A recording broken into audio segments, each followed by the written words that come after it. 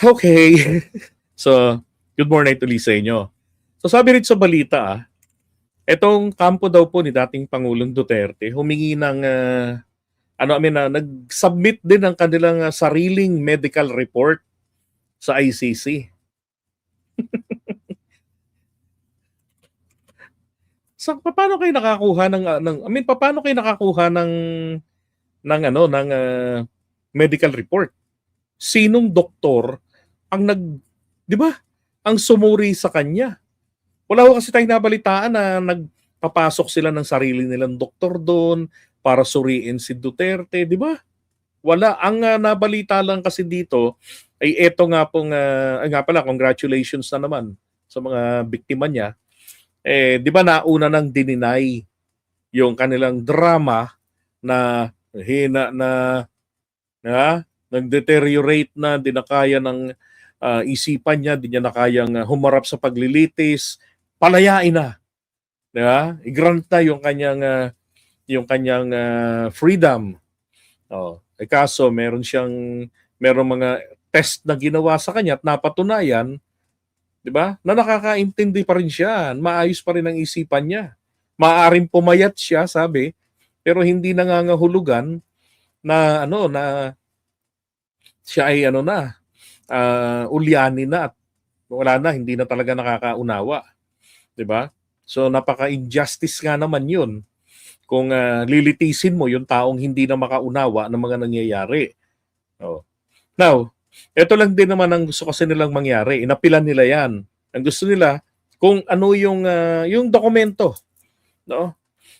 Naging ganun yung diagnosis nila kay Duterte na he's okay, he's doing fine, although pumayat lang, bumagsak ang katawan because of adjustments, di ba? New environment, it's a different country, malamig lagi yung lugar, different food. Oh. Hinihingi nila yung mga information pero hindi po pinagbigyan.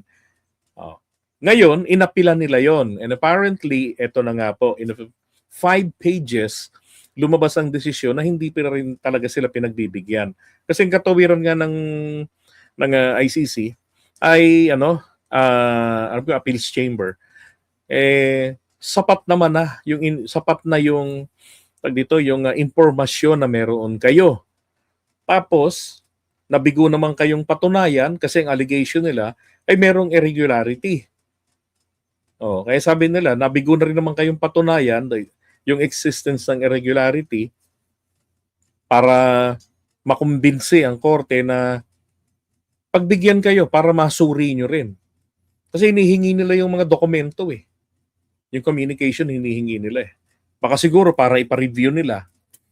Pero para daw magawa yun, kailangan patunayan nyo muna. Kasi it's a medical record Kailangan patunayan nyo muna na hinokus-pokus sa mga doktor ng ICC, mga pinapunta ron. Hindi ba bago siya examinin doon, may mga doktor na, may mga experts na nandoon na nakalista, tinatanggal nila Kaufman kasi daw meron ng naunang pahayag against sa kay Duterte raw, mga ganon. Pinalitan. Lahat naman ng gusto nila pinagbigyan, maliban lang talaga yung pagpapalaya, yung mga tsaka etong bagay na to. Kaya nga naman, eto yung post dito ni Alvin in Tourism, sabi niya, to his lawyers and to his family who see him in the ICC detention center on a daily basis, Mr. Duterte is an emaciated, infirm, and incapacitated shadow of his former self. The passage of time has taken a grievous toll on Mr. Duterte's health. Yan po yung drama nila. Balik sa drama na naman sila. Reading this statement from the defense introduction and its observations on the first review of the pre-trial detention, I felt a deep and unsettling sadness. Ito naman si Kipi Chu, si Laureta Chu ng Manila Bulletin. Just a reminder, hindi convicted si PRRD. Hello? May mga kaso na kinakailangang ikulong ang akusado, 'di ba? Yung mga hindi pwedeng pagbigyan ng piyansa. Kaya nakukulong kahit hindi pa convicted. Wala pang kasong nahahain.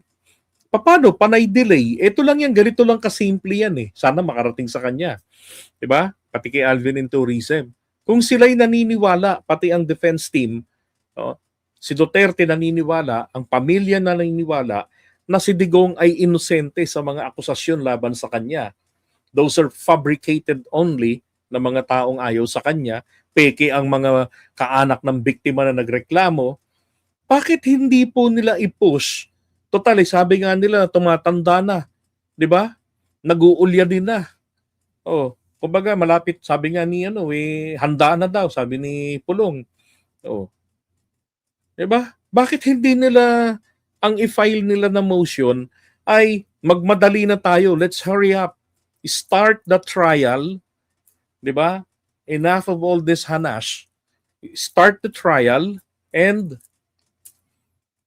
pakita ninyo yung depensa nyo. 'Di ba? Gibain nyo yung mga testigo. Oh. 'Di ba? Kaysa yung hinihingi nila dati na yung mga testigo gusto nilang malaman yung mga identity ng mga to. Para ki. Para saan? 'Di ba? Kaya nakakapagtaka sa mga to eh. Ang daming drama para iwasan. Bakit kailangang iwasan ni Duterte yung trial? Abogado siya, alam niya yan. Bahagi yan ng due process. 'Di ba? At pagkakataon nito, para mapatunayan niya sarili niya, inosente siya. Habang dinidelay nila sa mga ganitong kalokohan, lalo lang nadideprive sa kanyang karapatan for speedy disposition of cases. 'Di ba? Mahina rin tong mga to eh. At kung talagang kung talagang nagmamalasakit si Sara, 'di ba? Patitigilin niya na sina Kaufman sa mga delaying tactics na 'yan. Lumalaki lang ang kita ang kinikita ni Kaufman eh. Pati nung kanyang kasamang abogado eh. 'Di ba? Sayang ang pera, sabi nga wala naman silang ninakaw eh. 'Di ba? Tama ba, Leon Napal? Wala silang pera. Kaya nga tuloy tinatanong ng taong bayan, saan ang gagaling ang pambayad nyo kay Kaufman? Ganun lang kasimple yan eh. Bakit ang daming hanash? Itigil nyo na, inosente si Digong. Ituloy ang trial. Simula na. Kesa yung ganyang dinidelay-delay pa. Diba? Sabi nga, the defense led by Attorney Nicholas Kaufman asked the pre-trial chamber want to reconsider keeping him in detention because his health has seriously deteriorated. Alam nyo, isa pang bagay, kung ganyan puro lang din kayo pan-delay, mas magandang nasa kulungan si Digong. Bakit? Kapag dyan may nangyari sa kanya, may medical team agad. Diba? Pagka nasa labas, nandyan sa interim release, kunwari, gwardyado, caregiver ang kasama.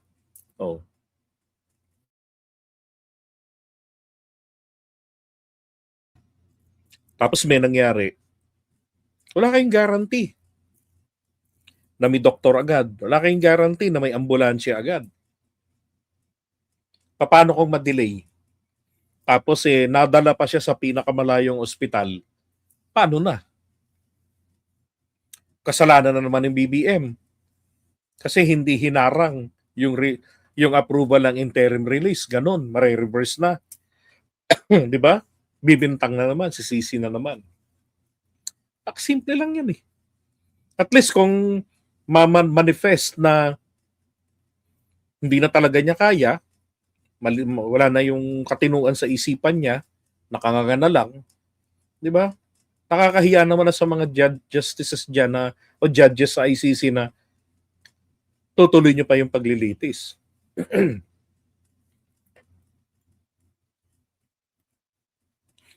Sinasabi base sa mga estimate nila, base sa klase ng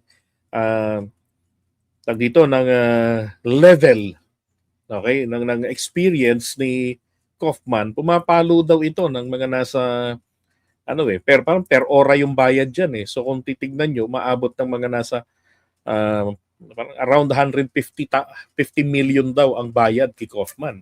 Kako paano yung abogado na kasama niya? Hindi naman yun babayaran ni Kaufman. Di ba? Kaya nga nag-abogado dyan sa ICC para paldo.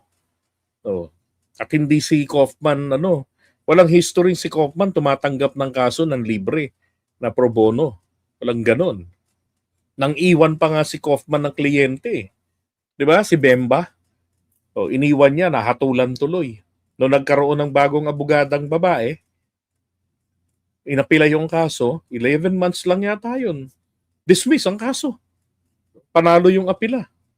Di ba? 144 million pala yung bayad. Sabi, kung naniniwala sila na inosente si Digong, dapat sila magmadali para matapos na. Tama, yun nga sinasabi ko dapat ganun.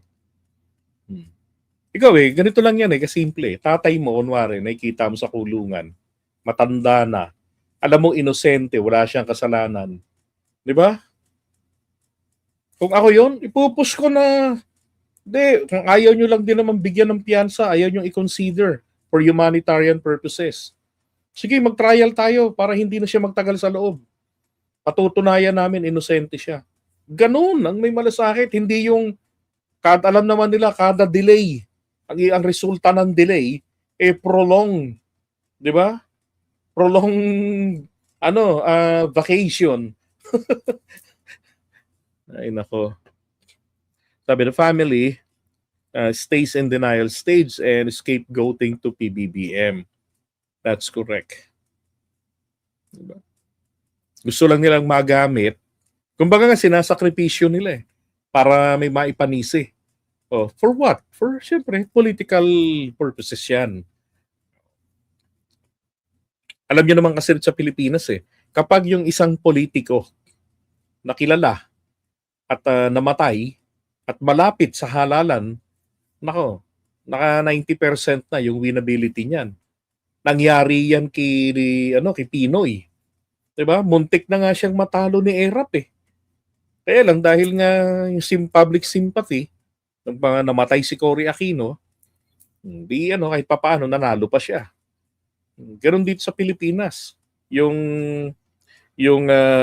congresswoman, yung namatay ron sa doon sa Camarines Norte nung panahon na 2022, 'di ba? April, si Panotes. Pumalit sa kanya yung anak niya sa kandidatura niya, panalo. 'Di ba? Hindi na tinignan ano ba ang kakayanan ng anak nito. 'Di ba? Substitution ang nangyari. Binoto ng taong bayan. Ganun Kaya nga 'di ba, nauungkat tuloy sila Wala pang 100 million yung laman ng SALN na pinagkatago-tago ni Martires. Tapos ang binabayad, maabot ng 144 million monthly. Saan galing? Hindi perfect answer yung buong mundo tumutulong dyan. Sa isang live natin, may sumagot sa akin ng ganun Buong mundo tumutulong dyan. Di wala ngang bansa ang nag-react agad. Diba na nag-condemn nung inaresto yan. Ng Interpol. Ay, nako. Okay, so iwan muna natin ito.